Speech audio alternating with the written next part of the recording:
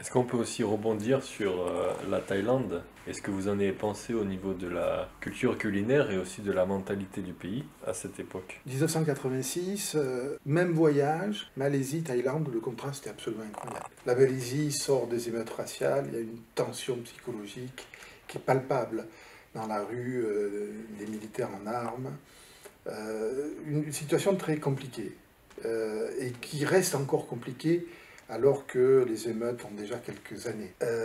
La Thaïlande, on est dans un pays où le contraste est absolument formidable. Bienvenue au pays des hommes libres, sur le document qu'on remplit à l'arrivée à l'aéroport, alors que le document équivalent en Malaisie, eh bien, il y a le trafic de drogue est condamné de la peine capitale. Et moi, ce contraste, hein, c'est aussi ce qui se rappelle la prison avec Béatrice Saubin, hein, qui est arrêtée à l'aéroport de Penang, suspectée de faire du trafic de drogue, et la France qui, diplomatiquement, essaye de se débattre.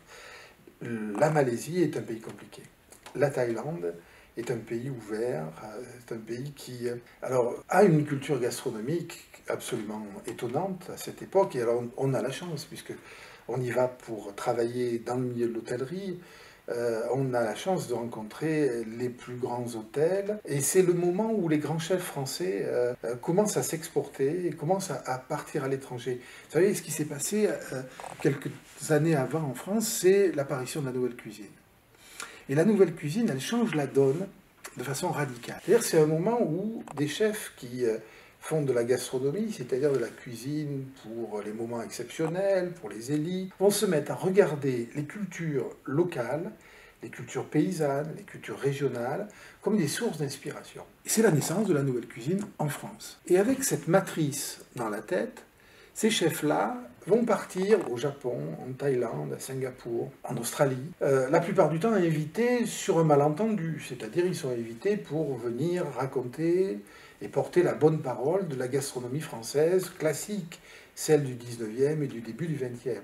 Mais en même temps, ils vont petit à petit, eux, désaxer leur regard, c'est-à-dire regarder les cultures locales à nouveau comme source d'inspiration, mais ça va être des cultures de l'ailleurs, et inviter les chefs locaux qui sont au garde à vous et veulent apprendre à faire la blanquette de veau, à regarder dans leur propre culture des sources d'inspiration. Formidable mouvement d'influence réciproque entre l'Est et l'Ouest, qui va donner un deuxième souffle d'ailleurs à la nouvelle cuisine en France, en amenant en matière de décor, en matière de construction des plats, toute une influence japonaise, asiatique, et la Thaïlande est au premier rang de ces influences. Quelques grands chefs blancs travaillent là-bas avec l'oriental, le Regent. On va donc découvrir, en tout cas je vais découvrir personnellement,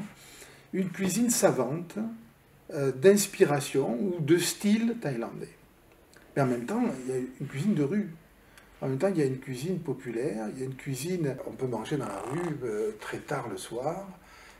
C'est un univers alimentaire tout à fait différent et qui va, dans un premier temps, plus m'étonner, ouvrir mon regard, forcer à réfléchir, que être un espace d'analyse au sens où il le deviendra par la suite.